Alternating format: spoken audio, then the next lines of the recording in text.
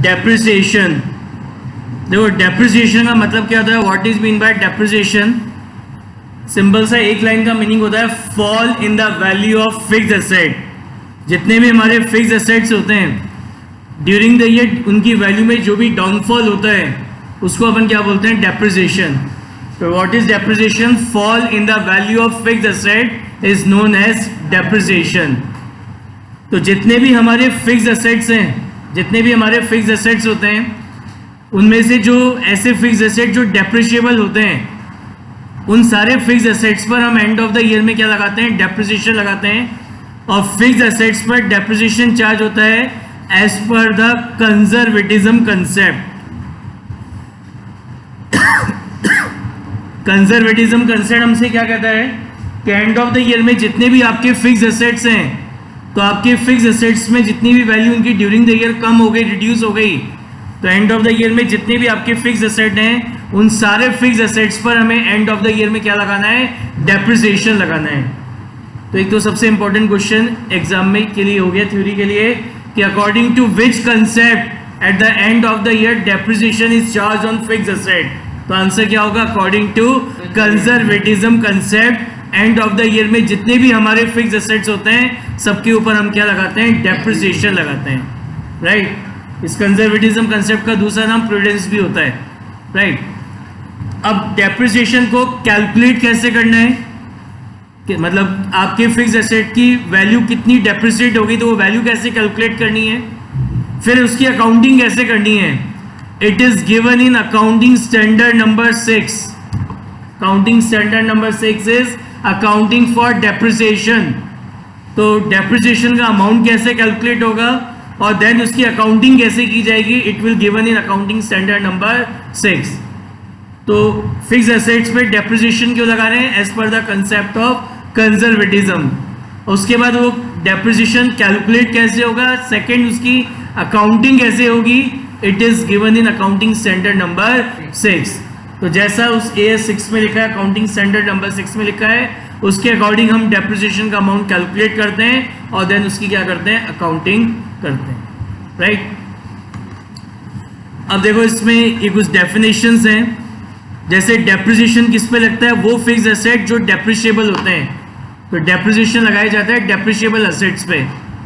अब depreciable assets कौन से होते हैं, ऐसे एसेट जिनकी यूजफुल लाइफ एक से ज़्यादा अकाउंटिंग पीरियड की होती है, यानी ऐसे एसेट जो 2 साल 3 साल 4 साल 4 ईयर 5 ईयर 6 ईयर, मतलब जिनकी लाइफ एक से ज़्यादा अकाउंटिंग ईयर्स की होती है, वो डेप्रिशिएबल एसेट्स कहलाते हैं। लेकिन यूजफुल लाइफ लिमिटेड होगी, एक से ज़्यादा साल काम आएंगे लेकिन यूजफुल लाइफ इज लिमिटेड। इसी कारण लैंड पे कभी डेप्रिसिएशन नहीं लगता, क्योंकि लैंड की कोई यूजफुल लाइफ नहीं होती है।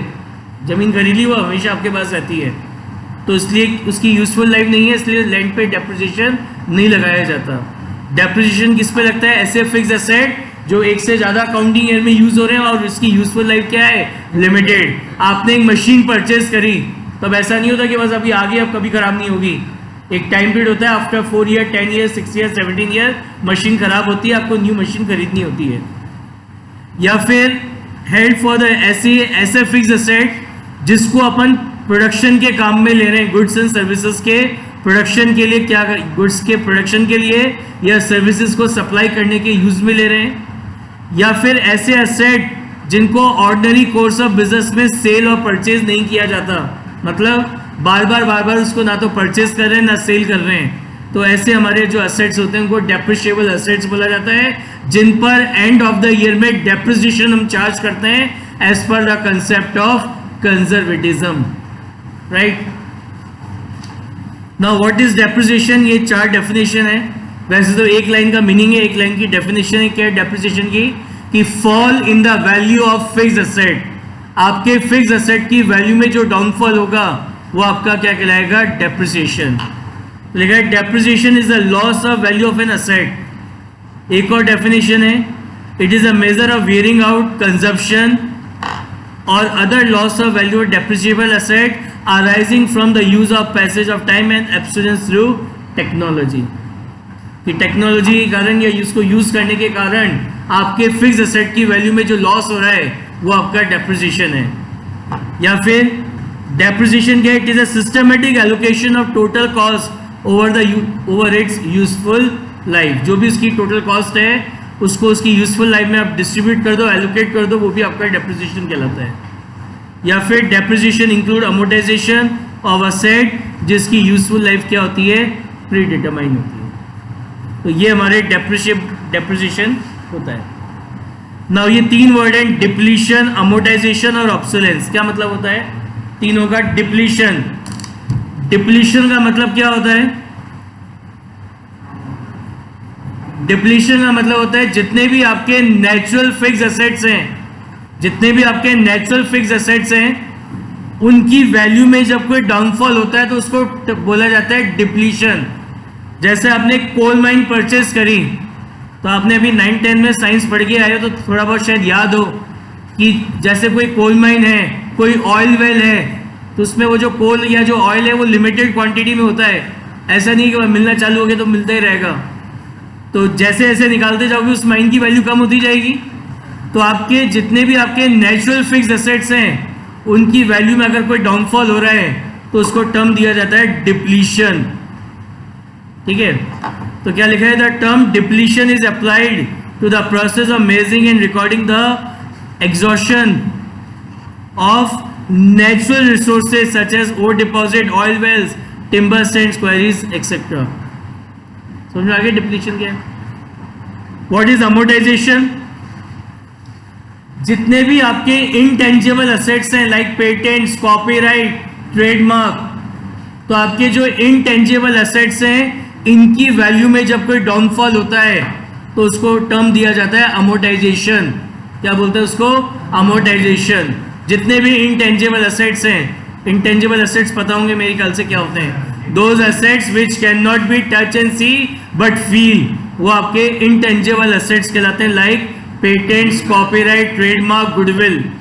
तो इन सारे असेट्स की वैल्यू में अगर कोई डाउनफॉल होता है तो उसको क्या नाम दिया जाता है? अमोर्टाइजेशन।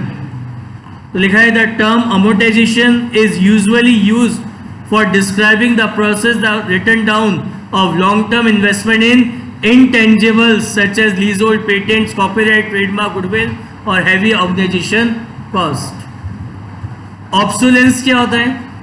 ऑब्सोलेंस का मतलब होता है आपकी जो टेक्नोलॉजी है, टेक्नोलॉजी में चेंज होने के कारण आपके एसेट की वैल्यू में जो डाउनफॉल होता है उसको ऑब्सोलेंस बोला जाता है।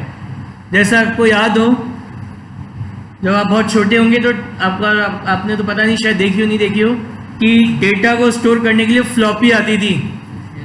देखिए पहले आता था कि सबसे पहले, मतलब जब से मैंने कंप्यूटर को देखना चालू किया तो सबसे पहले डेटा को स्टोर करने के लिए फ्लॉपी आती थी जिसमें वो 50 MB और 100 MB डेटा सेव कर सकते थे। उसके बाद फ्लॉपी के बाद सीडी आई। सीडी तो सबने देख रखी होगी, ठीक है ना?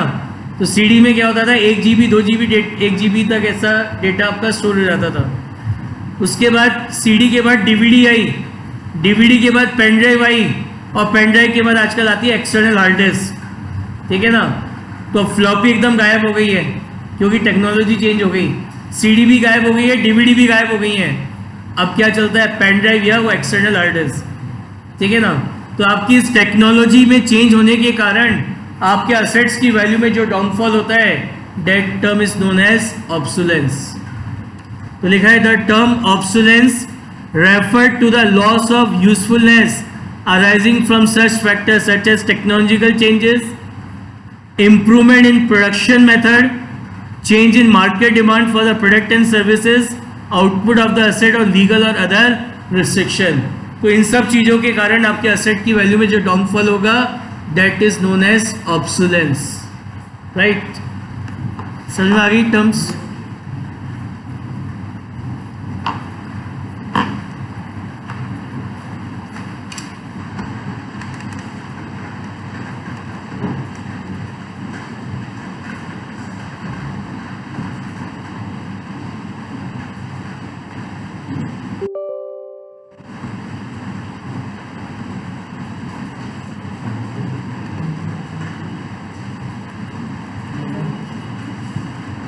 देखिए अब है मेथड ऑफ प्रोवाइडिंग डेप्रिसिएशन। ये क्या है कि ड्यूरिंग द ईयर आपके फिक्स एसेट की वैल्यू में कितना डाउनफॉल हुआ, 10,000 रुपीज का, 5,000 रुपीज का, 6,000 का, 1 लाख का, 2 लाख का। तो ये अमाउंट कैसे कैलकुलेट किया जाता है, how this amount is calculated? तो इसको कैलकुलेट करने के ये 8 मेथड्स हैं। सबसे पहले मेथड का नाम होता है straight line method. Straight line method का दूसरा नाम है fix installment method, third name is equal installment and fourth name is original cost method. ये एक ही मेथड के 4 नाम है। Second method is diminishing balance method, इसका second name is written down value और reducing value method. Sum of year digit method, annuity method, sinking fund, machine overhead, production unit और depletion method. तो ये 8 methods हैं जिसको use करके हम depreciation का अमाउंट कैलकुलेट करते हैं कि हमारे फिक्स एसेट की वैल्यू कितने अमाउंट से उसकी वैल्यू रिड्यूस हो गई है। अभी 11th क्लास में केवल ये 2 मेथड्स ही आपके कोर्स में है, that is straight line method and diminishing balance method. इनके नाम याद रखिएगा। स्ट्रेट लाइन मेथड का दूसरा नाम क्या है, फिक्स इंस्टॉलमेंट, इसको और क्या बोलते हैं, इक्वल इंस्टॉलमेंट, और fourth name is original cost method. ऐसे डिमिनिशिंग बैलेंस मेथड है, इसका second name is written down value method and third name is reducing value method. अभी क्लास 11th में आपको केवल 2 मेथड्स पढ़नी ही आपके कोर्स में है, ठीक है, बाकी के रेस्ट आपके कोर्स में नहीं है 11th में। नाउ इससे तो क्या करेंगे, जो मैंने आपको बताया, इससे तो आप डेप्रिसिएशन का अमाउंट कैलकुलेट कर लोगे। अब बात अकाउंटिंग कैसे करनी है, ये तो अमाउंट कैलकुलेट हो गया ना। अब उस अमाउंट को बुक्स में रिकॉर्ड करना है एंड ऑफ द ईयर में। अभी मैंने आपको बताया as per the conservatism concept end of the year यानी 31 मार्च को जितने भी आपके फिक्स एसेट्स होंगे सब पे क्या लगाएंगे, डेप्रिसिएशन। तो अब इस डेप्रिसिएशन की अकाउंटिंग करने की भी 2 मेथड है एज पर अकाउंटिंग स्टैंडर्ड नंबर 6। क्या नाम है इन 2 मेथड्स का, एक तो है when provision for depreciation account is open और दूसरा है when provision for depreciation account is not open. ये 2 मेथड्स हैं डेप्रिसिएशन की अकाउंटिंग करने के, ठीक है। एक एक करके एक ही मेथड पढ़ रहे हैं। सबसे पहला मेथड अपन पढ़ रहे हैं when provision for depreciation account is not open. जब आपका provision for depreciation account open नहीं होता तो उस केस में अकाउंटिंग कैसे की जाती है। तो सबसे पहली एंट्री हम करेंगे entry on the date when fix asset is purchase. आपने पढ़ा होगा कि अपने फिक्स एसेट्स को परचेज करने के लिए, अपने फिक्स एसेट्स को परचेज करने में हम जो भी खर्चा करते हैं वो हमारा कैपिटल एक्सपेंडिचर कहलाता है। पढ़ा था क्या कि अपने फिक्स एसेट्स को परचेज करते टाइम जो भी एक्सपेंस किया जाता है वो क्या है, आपका कैपिटल एक्सपेंस किया जाता है, वो कैपिटल एक्सपेंस कहलाता है। प्लस फिक्स एसेट्स परचेज करते टाइम और जो भी एक्सपेंस होते हैं वो भी आपके कैपिटल एक्सपेंस कहलाएंगे। जैसे फॉर एग्जांपल आपने अपने बिजनेस में एसी परचेज करा 45,000 रुपीज का, तो एसी आपका फिक्स एसेट है, तो इसको खरीदने में जो आपने एक्सपेंस किया it is a capital expense. अब एसी खरीदा तो आपसे नहीं लगेगा वो, उसके लिए आपको एक पर्सन बुलाना पड़ेगा जिसको आप इंस्टॉलेशन चार्जेस पे करोगे 3,000 के, ठीक है ना। आपने स्प्लिट एसी खरीदा तो उसके लिए आपको स्टेबलाइजर खरीदना पड़ेगा और आउटडोर यूनिट के लिए स्टैंड खरीदना पड़ेगा एक, तो 2,000 रुपीज का स्टेबलाइजर और स्टैंड आ गया। तो ये तो कैपिटल एक्सपेंडिचर है ही। ये जो फिक्स एसेट खरीदते टाइम ये जो खर्चे हो गए ये भी हमारे क्या करेंगे, कैपिटल एक्सपेंडिचर। यानी what is the cost of AC, cost of AC is 50,000 not 45,000। समझ में आई बात। तो सबसे पहली एंट्री अपन पास करेंगे entry on the date when fix asset is purchase. 2 account effect होंगे, एक तो आपका फिक्स एसेट अकाउंट इफेक्ट होगा, एक bank account. Generally fix asset costly होते हैं उनका, और जो अमाउंट लार्ज अमाउंट होते हैं, हैवी अमाउंट होते हैं, तो उनका पेमेंट कैश में नहीं किया जाता, उनका पेमेंट जनरली क्या में करते हैं, चेक में, तो इसलिए बैंक अकाउंट इफेक्ट हुआ। फिक्स एसेट है, एसेट है, तो सारे एसेट कौन से नेचर के होते हैं, रियल अकाउंट नेचर। और रियल अकाउंट का रूल होता है debit what comes in, credit what goes out. तो आपके बिजनेस, आप फिक्स एसेट परचेज कर रहे हैं तो आपके बिजनेस में फिक्स एसेट आ रहा है, तो रूल कहता है डेबिट व्हाट कम्स इन, तो इसलिए फिक्स एसेट अकाउंट तो हो गया debit. Bank is a personal account rule होता है debit the receiver credit the giver. अब आपने पेमेंट कैसे करना है? By cheque. तो यानी अब आपका पेमेंट, ये पेमेंट कौन करेगा? आपका बैंक करेगा, यानी क्रेडिट द गिवर। और अमाउंट क्या होगा? जो फिक्स एसेट को आप परचेज कर रहे हो वो, फिक्स एसेट परचेज करा वो, प्लस फिक्स एसेट परचेज करते टाइम और जो भी एक्सपेंस हो गए उन सबसे। जैसे अभी एसी परचेज किया था, एसी तो 45 का था, 5000 और लगे थे उसको रेडी टू यूज में लाने के लिए, तो एसी की कॉस्ट क्या हो गई? 50,000। तो आप यहाँ पे एंट्री क्या करेंगे? Air condition account debit to bank account. कितने अमाउंट से? 50,000 से, ना कि 45,000 रुपीज से। समझ आ गई पहली एंट्री? तो ये एंट्री तो कब होगी? जब आप अपना फिक्स एसेट परचेज करेंगे। अब एंड ऑफ द ईयर में फिक्स एसेट्स पे क्या चार्ज होगा? डेप्रिसिएशन चार्ज होगा अकॉर्डिंग टू कंजर्वेटिज्म कंसेप्ट। किसके अकॉर्डिंग? कंजर्वेटिज्म कंसेप्ट के अकॉर्डिंग। ये जो फिक्स एसेट आपने परचेज करा है इस पे हम एंड ऑफ द ईयर में क्या लगाएंगे? डेप्रिसिएशन। तो दो अकाउंट इफेक्ट होंगे। तो डेप्रिसिएशन अकाउंट, ये एंट्री कब होगी? 31 मार्च को। ये एंट्री कब हुई थी? जिस भी डेट को फिक्स एसेट खरीदा था, ये एंट्री कब होगी? 31 मार्च को। तो डेप्रिसिएशन, डेप्रिसिएशन आपका, डेप्रिसिएशन इज योर एक्सपेंस। तो जितने भी आपके एक्सपेंसेस और लॉसेस होते हैं वो सब कौन सा नेचर होता है? Nominal account. तो nature of depreciation, it is a nominal account. Nominal account का रूल क्या होता है? Debit all expense, credit all income. तो ये डेप्रिसिएशन तो आपका एक्सपेंस है, लॉस है, तो रूल कहता है debit all expenses and losses. और इससे आपकी जो एसेट है, फिक्स एसेट है, उसकी वैल्यू क्या होगी? डिक्रीज हो जाएगी। और फिक्स एसेट की वैल्यू जब डिक्रीज होती है तो उसको हम क्या करते हैं? क्रेडिट। तो एंड ऑफ द ईयर में अपने फिक्स एसेट्स पे जब डेप्रिसिएशन लगाएंगे तो एंट्री होगी depreciation account debit to fix asset. अब अभी मैंने आपको लेजर पढ़ाया था, तो लेजर में मैंने आपको क्लोजिंग करना बताई थी। तो मैंने आपको बताया था जितने भी नॉमिनल अकाउंट से उनको क्लोज नहीं करते, उनके बैलेंस ट्रांसफर होते हैं। कहाँ पे ट्रांसफर होते हैं? आइदर इन ट्रेडिंग अकाउंट और in profit and loss account. तो मैंने आपको बताया था purchase, purchase return, sales, sales return और डायरेक्ट एक्सपेंस, इनके बैलेंस तो ट्रांसफर होते हैं ट्रेडिंग में। और बाकी जितने भी नॉमिनल अकाउंट बच गए उनके बैलेंस कार्ड ट्रांसफर होते हैं प्रॉफिट एंड लॉस अकाउंट में। तो ये जो डेप्रिसिएशन है, it is a indirect expense. तो इस डेप्रिसिएशन अकाउंट का जितना भी बैलेंस होगा वो कार्ड ट्रांसफर होगा प्रॉफिट एंड लॉस अकाउंट में 31 मार्च को। तो क्या एंट्री पास होगी? Profit and loss account debit to depreciation account. समझ में आई बात? तो ये तो हमारा फर्स्ट ईयर था जिस ईयर में हमने फिक्स एसेट को परचेज किया था।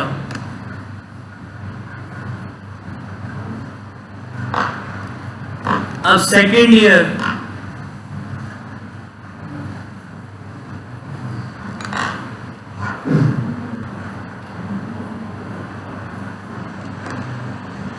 सपोज करो सेकेंड ईयर में ना तो कोई फिक्स एसेट आपने परचेज करा है, ना कोई फिक्स एसेट आपने सेल करा। ना तो कोई फिक्स एसेट की परचेज हो रही है, ना सेल हो रही है। तो एंड ऑफ द ईयर में, वो जो फर्स्ट ईयर में फिक्स एसेट परचेज किया था उसको आपने सेकेंड ईयर में भी यूज किया होगा। तो सेकेंड ईयर के एंड में भी उसके ऊपर क्या लगाएंगे? Depreciation according to conservatism concept. तो entry on the last date of accounting year when depreciation is charge on asset. तो ये एंट्री आपकी कब पास होगी? 31 मार्च को। क्या एंट्री पास होगी? Depreciation account debit to asset account. Depreciation आपका एक्सपेंस है तो नॉमिनल अकाउंट नेचर का हो गया। रूल होता है डेबिट ऑल एक्सपेंस, इसको तो कर दिया डेबिट। और आपके असेट की वैल्यू कम हो रही है इसलिए इसको कर दिया क्रेडिट। फिर ये जो डेप्रिसिएशन है इसके बैलेंस को एंड ऑफ द ईयर में कार्ड ट्रांसफर करेंगे पीएनएल में। तो एंट्री हो जाएगी profit and loss account debit to depreciation account.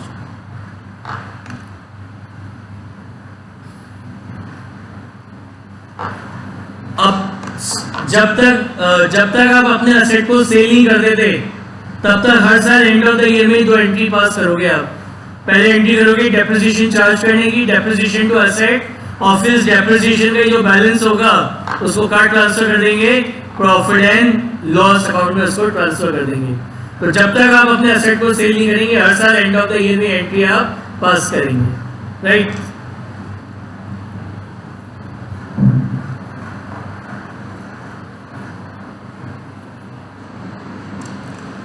अब आ गया आपका थर्ड ईयर, तो अपन यहाँ पे अज्यूम करेंगे, हमने फर्स्ट ईयर में अज्यूम कर रहे हैं, ऐसा होता नहीं कि थर्ड ईयर में बिक जाती मशीन या फिक्स एसेट है, अपन अज्यूम कर रहे हैं कि फर्स्ट ईयर में जो फिक्स एसेट हमने खरीदा था उसको हम थर्ड ईयर में सेल कर रहे हैं। तो जैसे सपोज करो हमारा अकाउंटिंग ईयर है 1 अप्रैल 2020 से 31 मार्च 2021, ये हमारा अकाउंटिंग ईयर है। हमने इस अकाउंटिंग ईयर की 1 नवंबर 2020 को अपने असेट को क्या करा, सेल कर दिया। असेट को क्या करा, सेल कर दिया 1 नवंबर 2020 को। अब सेल करते समय क्या अकाउंटिंग होगी, सबसे पहला काम क्या करोगे, करंट ईयर में असेट आपने 1 अप्रैल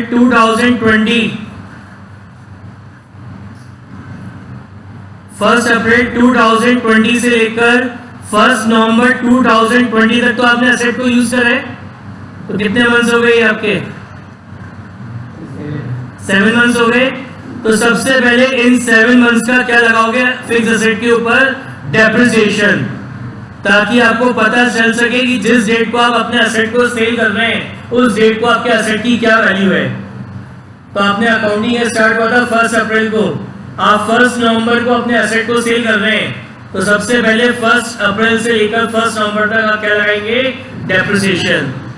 तो यहाँ पे एंट्री होगी, entry on the date when asset is sold, जिस भी डेट को आप असेट को सेल करेंगे सबसे पहली एंट्री होगी काय की, कि जब आपका अकाउंटिंग ईयर स्टार्ट हुआ था करंट ईयर से लेकर जिस डेट को आप अपने असेट को सेल कर रहे हैं इस टाइम पीरियड तक इसके ऊपर क्या चार्ज करेंगे, डेप्रिसिएशन।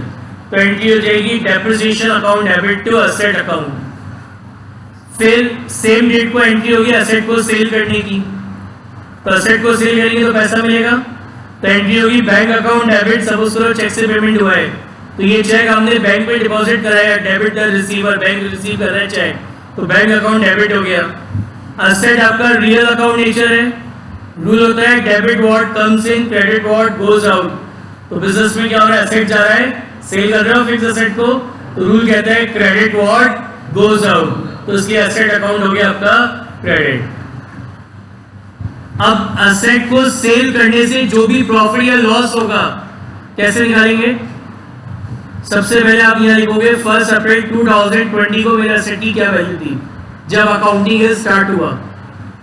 फिर इसमें से अपन लेस करेंगे डेप्रिसिएशन 7 मंथ्स का, मतलब जिस डेट को अकाउंटिंग ईयर स्टार्ट हुआ था से लेकर जिस डेट को आपने असेट को सेल करा है वहां तक का इसमें से डेप्रिसिएशन लेस करोगे। तो ये जो वैल्यू है ये कौन सी वैल्यू आ गई, ये वैल्यू आ गई 1 अप्रैल 2020, यानी जिस डेट को आप अपने असेट को सेल कर रहे हो ये आपके असेट की कहलाती है बुक वैल्यू। ये आपके असेट की क्या कहलाएगी, book value on the date of sale of asset, कि जिस डेट को आप अपने असेट को सेल कर रहे थे उस डेट को आपकी ये बुक वैल्यू थी असेट को। अब अगर आप अपने असेट को बुक वैल्यू से ज्यादा पे सेल कर रहे हैं तब तो प्रॉफिट होगा, और असेट को अगर बुक वैल्यू से लेस पर सेल कर रहे हैं तो आपको क्या होगा, लॉस होगा। समझ में आ गया व्हाट इज बुक वैल्यू, कि डेप्रिसिएशन लेस करने के बाद आफ्टर डिडक्टिंग द डेप्रिसिएशन आपके असेट की जो वैल्यू बचती है वो आपकी बुक वैल्यू कहलाती है। ओरिजिनल कॉस्ट क्या होती है, जिस पे आपने असेट को खरीदा था, the price at which you purchase the asset, वो तो आपकी होगी ओरिजिनल कॉस्ट। और what is the book value, asset purchase करने के बाद आपने जितना भी उस पर डेप्रिसिएशन लगाया वो डेप्रिसिएशन लेस करने के बाद जो वैल्यू बचती है वो उसकी बुक वैल्यू कहलाती है। तो if selling price is more than the book value then there is a profit on sale of fixed asset, and if selling price is less than the book value then there is a loss on sale of fixed asset। तो इसमें से less करोगे आप cell, तो अगर answer positive आ रहा है तो ये क्या कहलाएगा, लॉस ऑन सेल, क्योंकि बुक वैल्यू ज्यादा है सेलिंग प्राइस कम है, लॉस ऑन सेल। और अगर आंसर नेगेटिव आ रहा है तो ये क्या कहलाएगा, प्रॉफिट ऑन सेल, क्योंकि सेलिंग प्राइस ज्यादा है बुक वैल्यू कम है। ऐसे प्रॉफिट लॉस निकालते हैं on sale of fixed asset. याद रहेगा कि बुक वैल्यू क्या होती है, ओरिजिनल कॉस्ट क्या है, ओरिजिनल कॉस्ट क्या है जिसपे फिक्स्ड एसेट परचेज किया था, and what is the book value, उसमें डेप्रिसिएशन लेस करने के बाद जो वैल्यू बचती है वो date value is book value. और फिक्स्ड एसेट को सेल करने पर कितना प्रॉफिट कितना लॉस हुआ वो किन दो वैल्यू को कंपेयर करके निकालना है? एक तो बुक वैल्यू को कंपेयर करना है। बुक वैल्यू को किससे कंपेयर करना है? With selling price. If your selling price is more than the book value, then there is a profit on sale of fixed asset, and if book value is less than selling price, then there is a loss on sale of fixed asset. समझ में आया? तो चाहे profit हो चाहे loss हो, दोनों को कार्ड ट्रांसफर कर देंगे प्रॉफिट एंड लॉस अकाउंट में। तो एंट्री हो जाएगी अगर in case profit on sale of fixed asset, तो एंट्री होगी asset account debit to profit and loss account. और अगर लॉस हो रहा है, there is a loss on sale of fixed asset, तो एंट्री हो जाएगी profit and loss account debit to asset account. पता समझ में आ गई प्रॉफिट लॉस निकलने का? ये ध्यान रखना ही है, एमसीक्यू आने वाले हैं, ये चीजें पाएंगे ऐसी छोटी छोटी कि original cost is 1 lakh, book value 60,000, assets को सेल करा 50,000 में, बताओ कितना प्रॉफिट लॉस हुआ। तो अगर आपको पता ही नहीं कि प्रॉफिट लॉस बुक वैल्यू और सेलिंग प्राइस को कंपेयर करके निकालते हैं, तो आप उसको क्या करोगे? बोले ओरिजिनल कॉस्ट से सेलिंग प्राइस को कंपेयर करके प्रॉफिट लॉस निकाल दोगे, 0 मिलेगा। समझ आ गई बात? हमें ये भी पता होना चाहिए व्हाट इज बुक वैल्यू। ये भी आ सकता है what is mean by book value. Book value means मतलब original cost less depreciation till date. ठीक है? फिर in case of loss on sale of asset, या असेट को सेल करने पर अगर कोई लॉस हो रहा है, तो लॉस भी कहाँ ट्रांसफर होगा? पीएनएल में। तो एंट्री जाएगी profit and loss account debit to asset. ठीक है? अब ये जो डेप्रिसिएशन आपने लगाया था, इसको भी एंड ऑफ द ईयर में कार्ड ट्रांसफर कर देंगे पीएनएल में। तो एंट्री जाएगी profit and loss account debit to depreciation. यानी जब जिस भी डेट को आप अपने फिक्स्ड एसेट को सेल करेंगे, 3 काम करेंगे। पहला काम क्या करना है? जो अकाउंटिंग ईयर स्टार्ट हुआ है करंट ईयर, जिस अकाउंटिंग ईयर में फिक्स्ड एसेट सेल कर रहे हैं, उस ईयर में जब आपका अकाउंटिंग ईयर स्टार्ट हुआ था से लेकर जिस डेट को आप अपने फिक्स्ड एसेट को सेल कर रहे हैं, सबसे पहले वहां तक का डेप्रिसिएशन लगाएंगे। सेकेंड एंट्री करेंगे असेट को सेल करने की, क्या एंट्री होगी? Bank account debit to fixed asset. उसके बाद फिर क्या निकालेंगे? Profit loss. प्रॉफिट लॉस कैसे निकालेंगे?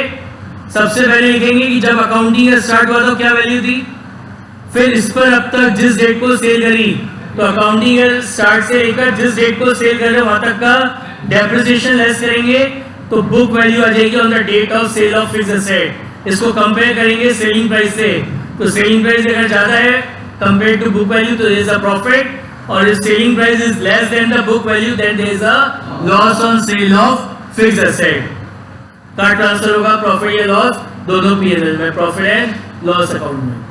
और ये जो डेप्रिसिएशन लगा है, ये भी एंड ऑफ द ईयर में प्रॉफिट एंड लॉस अकाउंट में ट्रांसफर हो जाएगा। समझ में आई क्या बात? तो ये आपकी अकाउंटिंग होती है किसकी? डेप्रिसिएशन की। कब? When provision for depreciation account is not open. No profit no loss.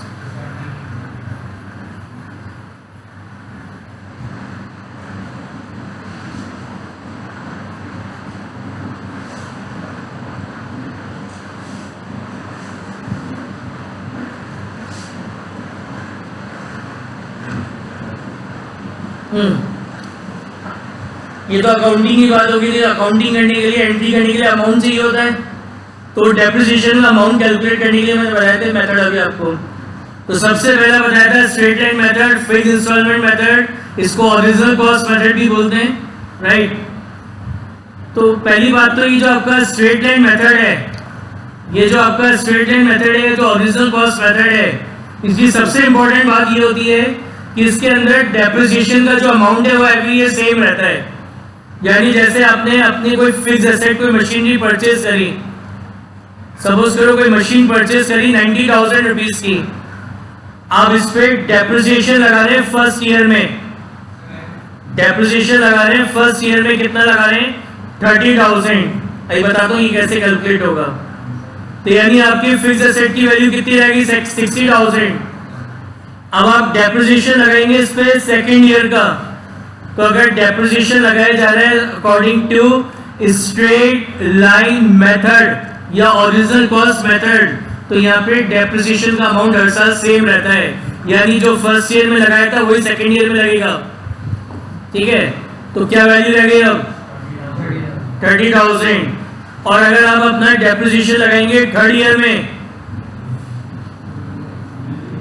Year में डेप्रिसिएशन आप लगाओगे, तो मैंने क्या बताया, स्ट्रेट लाइन मेथड में डेप्रिसिएशन का अमाउंट हर साल सेम रहेगा। जो फर्स्ट ईयर में लगाया था वही सेकेंड ईयर में लगेगा और वही थर्ड ईयर में लगेगा। समझ में आई क्या? तो अब ये अमाउंट निकालते कैसे हैं, देखो, व्हेन ओरिजिनल कॉस्ट का मतलब क्या होता है, कितने में खरीदा था। तो जैसे अभी एसी खरीदा था, याद हो थोड़ी देर पहले, तो उसकी ओरिजिनल कॉस्ट क्या होगी, 45 और 50,000। मतलब जो असेट फिक्स एसेट खरीदा वो प्लस फिक्स एसेट को परचेज करते टाइम जो भी एक्सपेंस हो गए सबको ऐड करके, that is the original cost of the asset. Original cost का दूसरा नाम होता है हिस्टोरिकल कॉस्ट। एक तो क्वेश्चन में ये गिवन हो आपको, फिर उसकी scrap value given. Scrap value का मतलब क्या होता है, जब ये एसेट यूजलेस हो जाएगा ना तो हम इसको सेल करेंगे तो कितना मिलेगा, कबाड़ी को बेचेंगे तो कितना मिलेगा। स्क्रैप वैल्यू का दूसरा नाम होता है एंड वैल्यू, इसका थर्ड नेम होता है रेसिडुअल वैल्यू। तो एक तो कितने में खरीदा था वो गिवन था क्वेश्चन के अंदर, जब ये एसेट यूजलेस हो जाएगा तो कितने में सेल होगा वो गिवन है क्वेश्चन में। और साथ में क्या गिवन है, लाइफ ऑफ द एसेट, कि what is the life of asset, 4 year 5 year 6 year 7 year given है। तो this is the formula of calculating depreciation. क्या है फॉर्मूला, ओरिजिनल कॉस्ट मतलब कितने में खरीदा minus scrap value divided by life. तो ये जो डेप्रिसिएशन आपका निकल के आएगा, this is your per annum depreciation. Per annum मतलब ये आपके 12 मंथ्स का डेप्रिसिएशन है फिक्स्ड एसेट्स का, ये आपके 12 मंथ्स का डेप्रिसिएशन होगा फिक्स्ड एसेट का। ठीक है, कई बार क्वेश्चन में रेट गिवन होती है कि डेप्रिसिएशन लगाना है 10% per annum straight line method से या 20% per annum straight line method से। तो इस तरीके से अगर कोई रेट ऑफ डेप्रिसिएशन अगर गिवन है तो फिर डेप्रिसिएशन कैसे निकलेगा, original cost multiply by rate upon 100। कुछ क्वेश्चन में सब कुछ गिवन होगा, ओरिजिनल कॉस्ट भी गिवन होगी, स्क्रैप वैल्यू भी, लाइफ भी और रेट भी। तो अगर सब कुछ गिवन है तो एक जो केस बी है ना, इस फॉर्मूले से आप डेप्रिसिएशन निकालेंगे। अगर क्वेश्चन में क्या गिवन है, ओरिजिनल कॉस्ट भी गिवन है, स्क्रैप वैल्यू भी गिवन है, लाइफ भी गिवन है और रेट भी गिवन है, तो ये रेट वाला फॉर्मूला लगाना है, क्या, original cost multiply by rate upon 100। तो ऑल इज गिवन, तो केस बी अपन यूज करेंगे फॉर कैलकुलेटिंग द डेप्रिसिएशन। इस मेथड की क्या मेथड है, तो सिंपल मेथड है, एक बार बस कैलकुलेट करना होता है, फिर हर साल वही लगता है। इक्वलिटी रहती है डेप्रिसिएशन बर्डन की, अभी एग्जांपल बताया, हर साल 30,000 हर साल बराबर इक्वल डेप्रिसिएशन लगा रहे हैं। इसमें एसेट एकदम कंप्लीटली राइट ऑफ हो जाता, अभी देखा था एग्जांपल में कि एसेट की वैल्यू क्या हुई थी, 0 हो गई थी, एकदम राइट ऑफ हो गया 0। फिर नॉलेज ऑफ ओरिजिनल कॉस्ट, जिसमें हमें पता रहती है हमारे एसेट की ओरिजिनल कॉस्ट क्या है। डीमेरिट्स क्या है, डिफिकल्टी इन कंपटीशन। आप पहले से कैसे हम पता लगा सकते हैं, अनुमान लगा सकते हैं कि एसेट जब यूजलेस होगा तो कितने में सेल होगा। एक्सपेक्टेशन है, अज्यूम कर सकते हैं, एग्जैक्ट वैल्यू नहीं पता कर सकते। सेम चीज लाइफ के साथ है, अनुमान लगा सकते हैं 4 या 5 साल चलेगी, एग्जैक्ट लाइफ नहीं पता लगा सकते कुछ फिक्स्ड एसेट्स की। ठीक है, फिर है unequal charge against the income. इसका क्या मतलब है, बहुत नेचुरल सी बात है, जब कोई आप एसेट नया परचेज करेंगे तो उससे बहुत अच्छा आउटपुट निकलेगा, उस पर रिपेयर और रिन्यूएबल का खर्चा कम होगा। नए एसेट पे ज्यादा रिपेयरिंग का खर्चा नहीं होता, तो आउटपुट ज्यादा आएगा, रिपेयर पे खर्चा कम होगा तो इनकम ज्यादा होगी, है ना। और जैसे जैसे एसेट पुराना होता जाएगा क्या होगा, वैसे वैसे उससे उसका थोड़ा थोड़ा आउटपुट कम होता जाएगा, प्लस उस पर रिपेयर का खर्चा भी कम होता जाएगा, तो क्या होगा, इनकम कम होगी। लेकिन यहाँ क्या हो रहा है, हर साल बराबर ही डेप्रिसिएशन लगा रहे हैं। पहले साल ज्यादा इनकम हो रही थी तब भी उतना डेप्रिसिएशन लग रहा था, सेकंड ईयर उससे थोड़ा आउटपुट कम हुआ तो भी उतने डेप्रिसिएशन लगाया, और थर्ड ईयर में हमारी इनकम और कम होगी तो भी उतने डेप्रिसिएशन लगा रहे हैं। तो ये मतलब है unequal charge against the income का। फिर ओमिशन ऑफ इंटरेस्ट फैक्टर, जैसे मैंने एग्जांपल ये कि मैंने 90,000 की मशीन खरीदी, तो मैंने वो मशीन खरीदी तो मैं तो उसकी एफडी करा था 90,000 की, तो इंटरेस्ट मिलता, तो यहाँ पे उस इंटरेस्ट के फैक्टर का लॉस हो रहा है, हमें उसकी बात नहीं करी। ठीक है ना, और लास्ट है unrealistic to write off the asset value zero. Asset जो हमारा बच जाता है तो कुछ तो मिलता है, तो ये अनरियलिस्टिक सा कंसेप्ट है, वैल्यू इसमें एकदम ही जीरो होगी। तो ये मेथड कहाँ पे सुटेबल रहता है? This method is suitable to those asset which do not require much expenses on repair and renewal and which have comparatively shorter life। ऐसे एसेट जिन पे ज़्यादा रिपेयर का खर्चा नहीं, और फर्नीचर है इनपे कोई ज़्यादा खर्चा नहीं होता रिपेयर रिन्यूअल का, बट इनकी लाइफ शॉर्ट होती है, ठीक है ना, such as furniture, patents, intangible asset, तो उनके ऊपर इस मेथड से डेप्रिसिएशन लगाते हैं। समझ में आया? तो ये था आपका कौन सा मेथड? स्ट्रेट लाइन मेथड, ठीक है। अब नेक्स्ट क्लास में मैं इसके क्वेश्चंस कराऊंगा आपको स्ट्रेट लाइन मेथड।